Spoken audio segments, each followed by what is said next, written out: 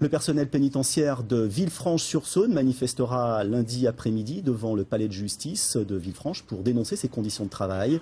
Un surveillant avait été victime là-bas il y a quelques jours d'une tentative d'étranglement. Les agressions se multiplient dans les prisons de la région et la grogne des fonctionnaires de l'administration pénitentiaire s'amplifie. De nombreux rassemblements ont déjà eu lieu, vous le voyez, pour dénoncer cette violence. Un surveillant de la maison d'arrêt de Valence dans la Drôme avait été notamment blessé à la gorge par un détenu le 19 septembre dernier. Puis à Saint-Quentin-Fallavier en Isère, ce sont 2 surveillants qui avaient été agressés en 2 jours il y a 2 semaines. Bonjour, Madame le juge. Bonjour. Surprise par autant de violence dans nos prisons? Ça fait 25 ans que je fréquente les prisons. Ça fait 25 ans que de temps en temps, des agressions comme celle-ci se produisent. Il est évident que les auteurs doivent être sanctionnés. Cela dit, la prison, c'est un monde clos, c'est un monde générateur de tensions, d'angoisse. Il faut vraiment que le maître mot en détention soit respect. Respect et considération par rapport au personnel, l'ensemble des personnels et aussi par rapport aux détenus.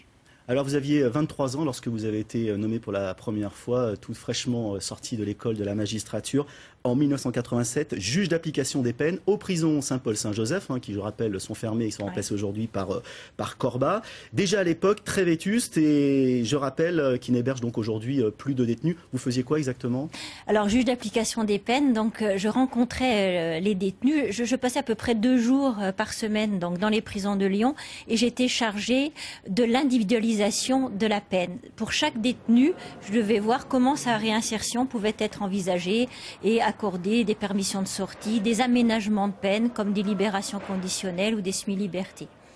Alors vous êtes naïve, Madame le juge, c'est le titre de votre livre, un livre témoignage dans lequel vous vous posez finalement beaucoup de questions. Alors il y a de nombreuses histoires, dont celle de Gaston qui va peut-être en refroidir un tout petit peu vos ambitions. C'était un choc pour moi, j'ai rencontré cet homme. Sa date d'écrou était antérieure à ma date de naissance. Il avait été oublié de tout le monde, oublié de sa famille, oublié de la société, oublié aussi des intervenants de la prison. Nous avons envisagé sa réinsertion et malheureusement, après quelques semaines, il a choisi de mourir. Et pour moi, ça avait été un choc.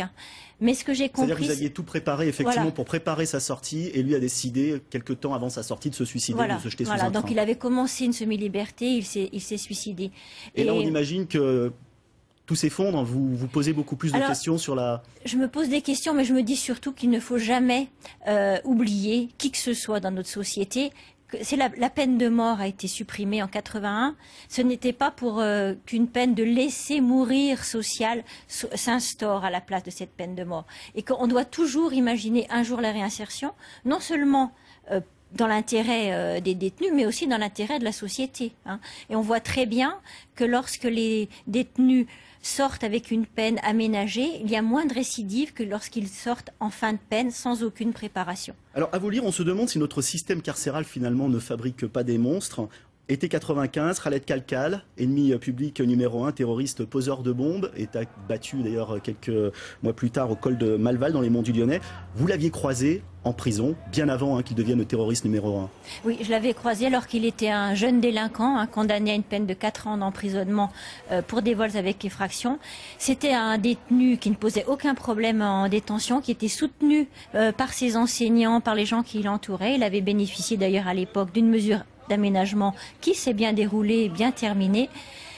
Et ça a été un choc lorsque quelques années plus tard... ça veut dire que c'est peut-être en prison qu'il est devenu l'intégriste qu'il a été. Je pense qu'il faut faire attention avec les analyses, mais on peut imaginer, et il est possible qu'il ait rencontré l'islamisme radical dans les prisons. Ce qui est sûr, c'est qu'on ne fait jamais de bonnes rencontres dans les prisons. Et que dans la mesure du possible, je crois qu'il faut éviter le premier passage en prison.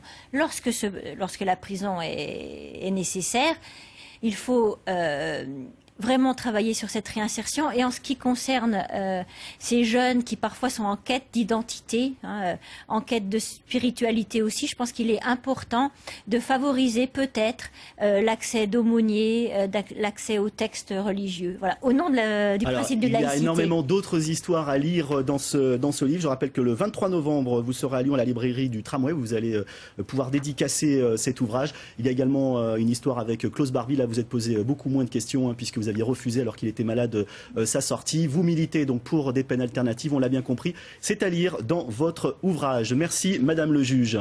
Cette belle histoire maintenant, le 27 juin 1960.